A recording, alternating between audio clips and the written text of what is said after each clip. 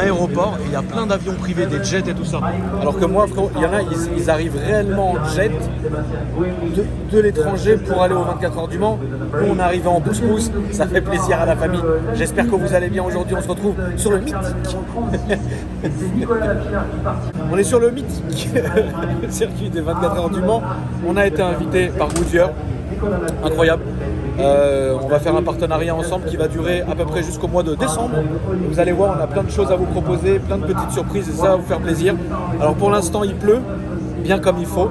Ils ont annoncé, là il est 15h15 au moment où je vous parle, dans 45 minutes ça sera le début de la course et il va pleuvoir jusqu'à à peu près 17h et après ça devra aller. Donc moi je me suis quand même mis dans un endroit stratégique, le premier virage, et voilà la famille, donc je vous retrouve au départ, ça va être bon. Là la famille c'est le départ.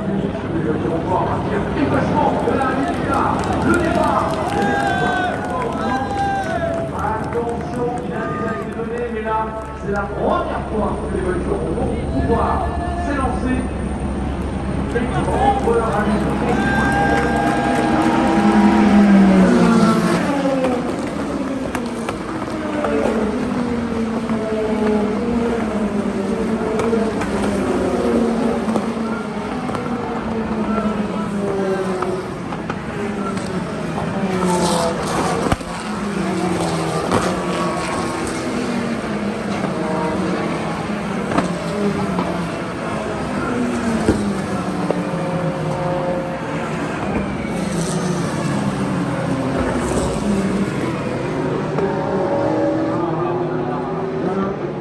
Ok, donc la famille là c'était incroyable, la sonorité c'était vraiment la passion. Et là donc du coup je vais vous présenter, je vais me permettre de vous présenter frérot, là où se font tous les pneus, donc c'est très important parce qu'on est quand même chez Goodyear hein, frérot. Donc à un moment donné il faut que je vous montre les pneus, comment ça se passe, il y a quelqu'un qui va nous expliquer aussi, je crois qu'il y a une quatorzaine de trains de pneus, c'est incroyable.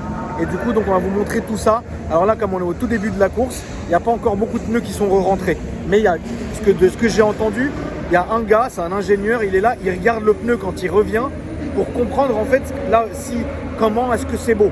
Tu vois ce que je veux dire? Et du coup c'est incroyable parce que la sonorité, c'est incroyable. Non? Ah bah là oui. Ouais, c'est incroyable. Là c'est vraiment incroyable. Donc là on a le monsieur là-bas qui est en train de nous faire une présentation sur les pneumatiques justement. Et donc en fait moi je suis équipé d'un casque avec un Toki. Ouais Gérard, tu me sors ce gars. Donc en fait lui est en train de nous expliquer réellement l'histoire de la marque. Donc on n'est pas vraiment encore, et vous le verrez plus tard, dans la technique vraiment toucher, montrer, etc. Là c'est vraiment un cours sur l'histoire de la marque, etc. L'historique, et qu'est-ce qui s'est passé, tout ça. Donc du coup comme il y a énormément de bruit, c'est évident, on est équipé de casques donc, qui est retransmis à l'intérieur avec, bon je peux pas lui parler parce que ça serait incroyable.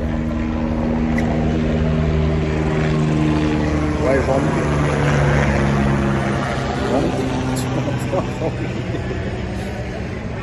Donc du coup, je vais continuer d'écouter et après je vais vous faire un débrief.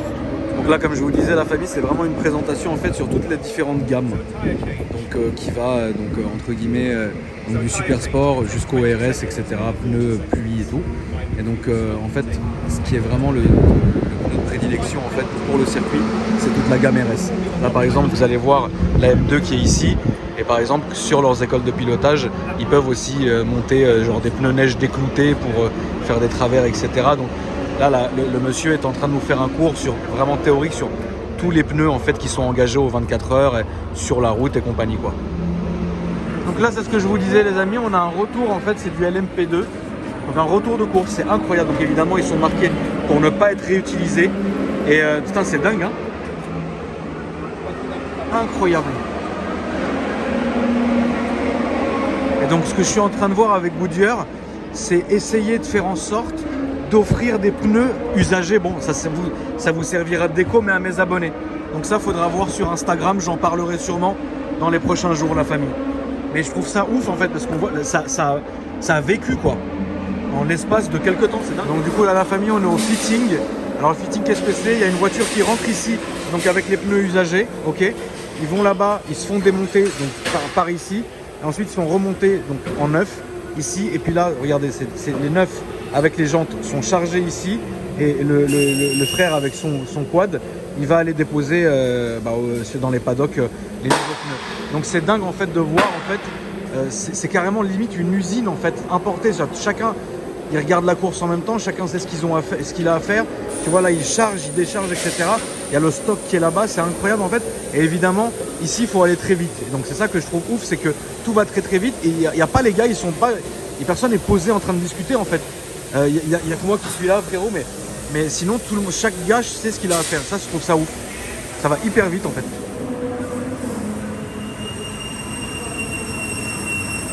Donc là, tu as toute la direction de course. C'est là qu'ils prennent les décisions un peu, on met les pneus pluie, on met les pneus, tu vois. D'accord. Là, c'est là où le pilote, quand il sort de la voiture, il va directement là, il change, il sèche ses affaires parce que c'est trop vélo. Et ensuite, passage, etc. D'accord. Là, tu vois le contrôle de pression avant d'aller sur la voiture. D'accord. Ça, il y a deux écoles. Soit c'est un membre du team qui le fait, c'est contrôlé par nous. Soit c'est un mec de chez nous qui vient pour contrôler les pneus avant qu'ils soient montés. Ok.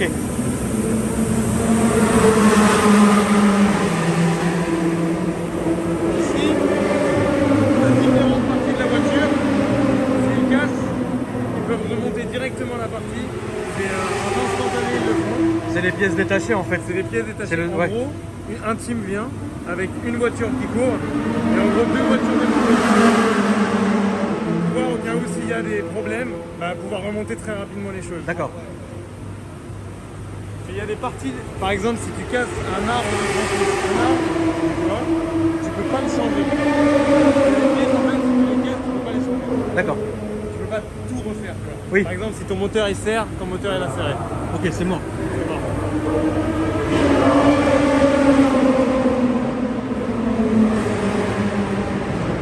Alors là, pareil, direction de course.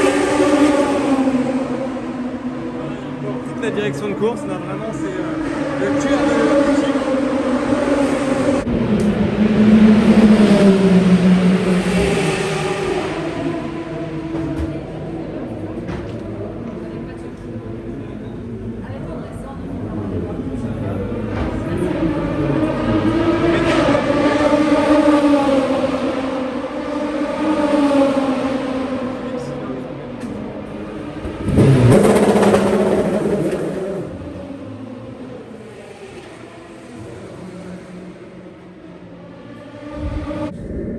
L'homme de la journée, l'homme de l'après-midi. Toute l'après-midi, on va parler de toi. Moi, je savais qu'une chose, c'était à 18h45, il fallait que je vienne te voir. Ah, c'est parfait.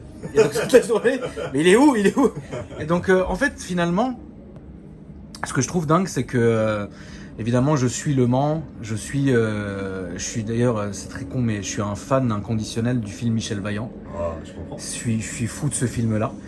Et du coup, je suis venu 3 fois sur ce circuit-là.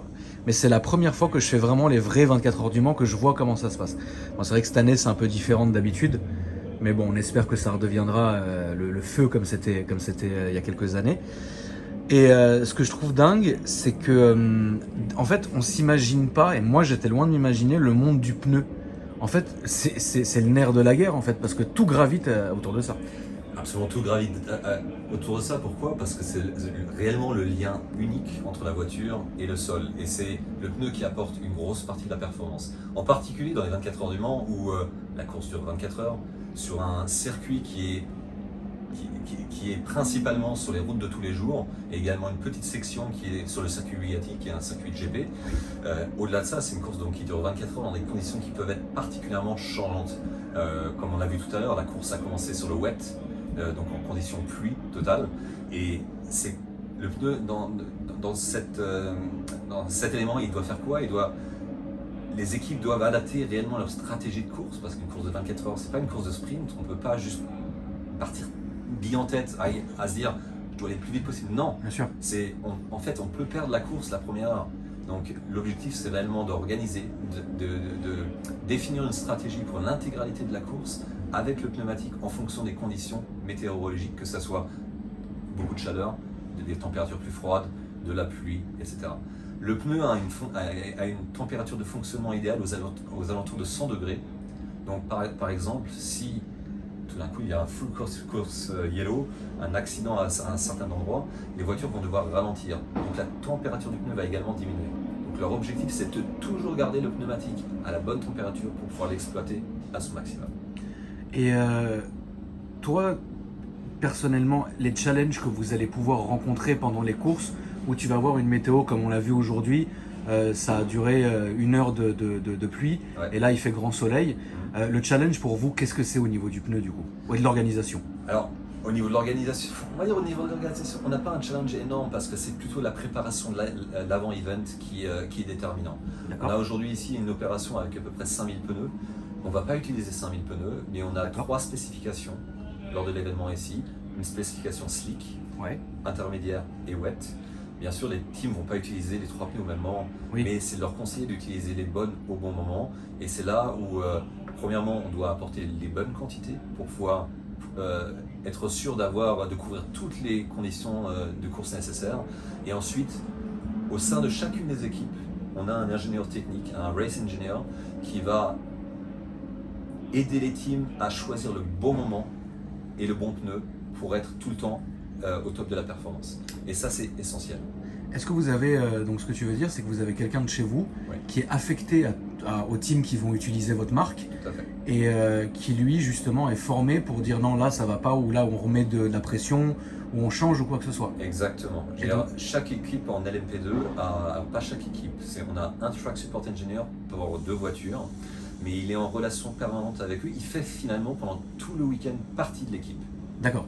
intégrante d'une D'accord. certaine façon. Oui, oui. Donc il va pas dormir, le malheureux, Ouais. parce que indirectement, il y a une forme de réelle relation de confiance qui se met bah, c'est évident, bien sûr. en relation avec le team, et ils doivent lui faire confiance pour... Alors, il y a de temps en temps des débats, hein, Oui. parce qu'ils ont leur opinion et c'est eux qui ont la décision finale. Mais l'ingénieur technique Goodyear va leur dire, écoutez, là regardez, le toit est en train de changer, ils peuvent encore pousser un petit peu plus avec l'intermédiaire, mais c'est maintenant qu'il faut passer le slick. D'accord. L'objectif en endurance, c'est quoi? C'est de passer le moins de temps possible dans les box. Bien sûr. Parce que c'est en passant du temps dans les box qu'on perd la course. Et est-ce que ça peut arriver parfois, comme tu l'as dit, qu'il y ait des débats, mais ceux qui ont le mot final, c'est la team ou c'est vous? Ça va être la team qui a le mot Ok. final, parce que c'est elle qui gère la course intégralement du début à la fin. D'accord. C'est eux qui engagent la voiture, c'est eux qui en ont la responsabilité. Ok, d'accord. Maintenant, l'influence du track support engineer est très forte. Bien sûr. Et après, encore une fois, c'est une relation humaine. Oui, C'est bien sûr. la relation de confiance qui s'y met en place. Et par contre, notre boulot à nous, c'est de les conseiller au mieux, d'utiliser les pneus dans leur fenêtre d'utilisation optimale. Et ensuite, la date de décision finale revient au team. Et toi personnellement, qu'est-ce que tu peux... Combien de Le Mans? Tu t'en as fait beaucoup? C'est ton premier? Aujourd'hui, c'est mon 7e Le Mans. C'est ton septième tout à Le Mans, fait. d'accord. Et est-ce que pour toi c'est à chaque fois un nouveau challenge, ou à un moment donné tu commences quand même à prendre une habitude et tout est orchestré dans ta tête Non, et tu sais c'est- exactement quoi C'est faire? un nouveau challenge parce que premièrement, les réglementations changent en permanence. D'accord. Donc l'ACO, qui est l'organisateur des 24 heures du Mans, fait évoluer les réglementations. Nous, on fait évoluer nos pneumatiques également. Oui. L'objectif de nos pneumatiques aujourd'hui, c'est premièrement, on veut transférer de plus en plus la technologie qu'on utilise en piste pour les voitures de route. Oui. Jusqu'à l'année dernière, en catégorie LMP2, on utilisait 3 spécifications. Actuellement, on n'utilise plus qu'une. Pourquoi? Parce qu'on a développé une gomme qui a une fenêtre d'utilisation très large en tant que température extérieure. C'est-à-dire qu'il fasse 15 degrés jusqu'à une quarantaine de degrés, le pneu fonctionnera très très bien. D'accord. Et pourquoi on fait ça? Parce qu'encore une fois, sur la route, vous n'allez pas changer de pneu en fonction, à part il est arrêté bien sûr, mais on ne va pas changer les pneus en fonction de la température. Donc indirectement, voilà, on travaille dans ce sens-là pour différentes raisons. Il y a aussi aujourd'hui l'approche sustainability qui est très importante pour nous. Déplacer des pneus dans le monde, déplacer des pneus sur les courses coûte également beaucoup d'argent Oui. et augmente notre empreinte carbone. Et donc voilà, on essaie de travailler avec les régulateurs pour améliorer également le footprint lié aux pneumatiques. D'accord. Et dernière question, Mathias, après je te laisse, je te laisse tranquille.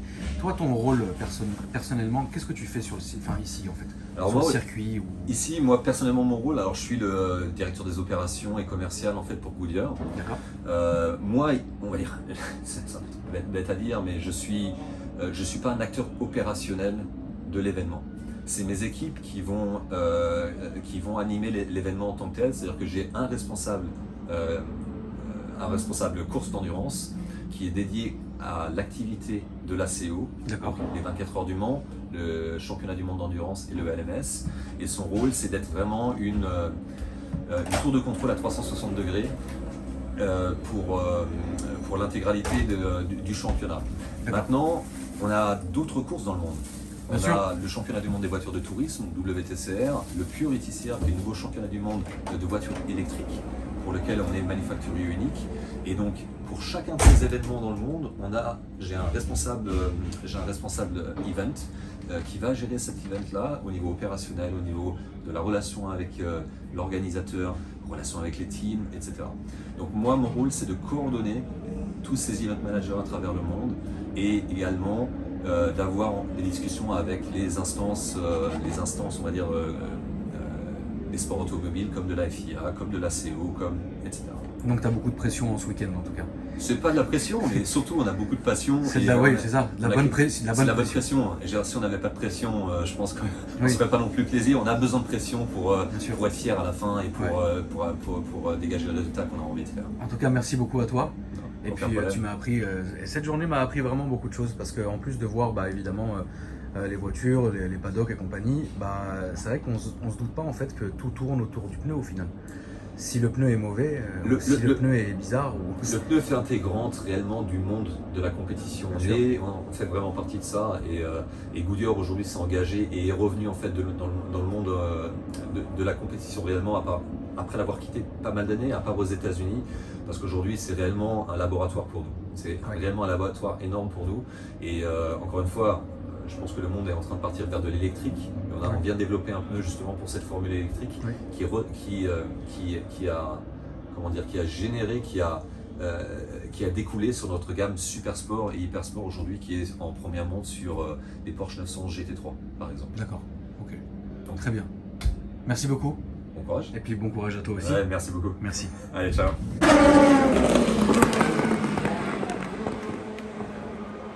Voilà la famille, c'est tout pour moi, c'est ainsi que se termine cette vidéo. Alors je voulais vraiment vous remercier la famille, j'ai été heureux de vous rencontrer.